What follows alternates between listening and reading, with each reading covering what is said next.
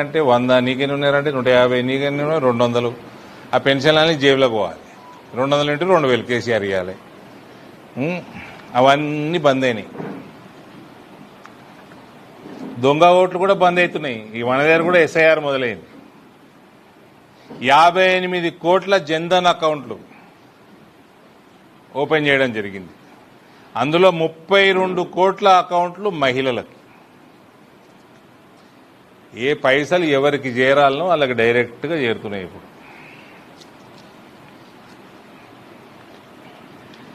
4.3 లక్షల కోట్ల రూపాయలు డైరెక్ట్గా 11 కోట్ల రైతులకి పీఎం కిసాన్ కింద ట్రాన్స్ఫర్ అవ్వడం జరిగింది 10 లక్షల కోట్లు కిసాన్ క్రెడిట్ కార్డ్ స్కీమ్ కింద 10 లక్షల కోట్ల రూపాయలు 7.71 కోట్ల రైతులకి వాళ్ళకి రుణం దొరికింది కిసాన్ క్రెడిట్ కార్డ్ లిమిట్ 3 లక్షల నుంచి 5 లక్షలు పెంచడం జరిగింది ఎంఎస్పీ 1.5 టైమ్స్ ఇన్పుట్ కాస్ట్ మీద 1.5 టైమ్స్ ఇవాళ ఎంఎస్పీ అందుతా ఉంది రైతులకి గదే ఉన్నది మరి రైతాంగం ఈడ మన స్టేట్కి అగ్రికల్చర్ పాలసీ లేదు ఏం లేదు ఎంఎస్పీలు ఇచ్చిన దీనికే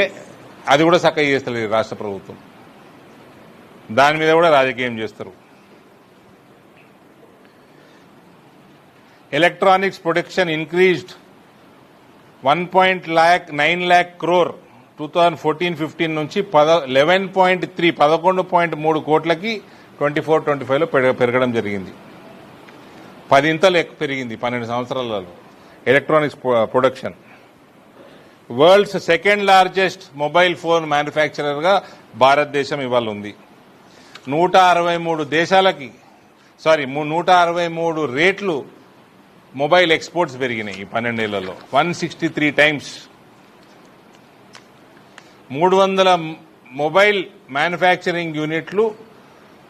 ఇవాళ ఉంటే 2014లో మోదీ గారు అయినప్పుడు కేవలం 2 ఉండే ఇలా 300 మ్యానుఫ్యాక్చరింగ్ యూనిట్స్ ఉన్నాయి దీనివల్ల టెక్నీషియన్లకి యువతకి వీళ్ళందరికీ కూడా ఉద్యోగాలు లభిస్తూ ఉన్నాయి ఇటువంటి కార్యక్రమాల వల్ల ఇలా 500 స్టార్టప్లు నుంచి 2 లక్షల స్టార్టప్లకి భారతదేశంలో పెరిగినాయి ఇలా స్టార్టప్లు 2014 500 ఉంటే ఇలా 2 లక్షల పైన ఉన్నాయి 120 యూనికార్న్లు ఉన్నాయి ఇందులో 2014లో 4 ఉండే యూనికార్న్ అంటే 1 బిలియన్ వాల్యుయేషన్ కంపెనీది స్టార్టప్ కంపెనీది 9,000 కోట్ల వాల్యుయేషన్ ఉంటే యూనికార్న్ అట్లాంటివి 120 పైన ఉన్నాయి ఇలా ఈ 120 మేజర్ స్టార్టప్స్ యొక్క వాల్యుయేషన్ 33.5 లక్షల కోట్లు 1,60,00,000 యువతకి పీఎం కౌశల్ వికాస్ యోజన కింద లబ్ధి చేరింది ట్రైనింగ్ తీసుకున్నారు వాళ్ళు 10,000 అటల్ టింకరింగ్ ల్యాబ్స్ 1 కోటి స్కూల్ స్టూడెంట్స్ కి ట్రైన్ చేసింది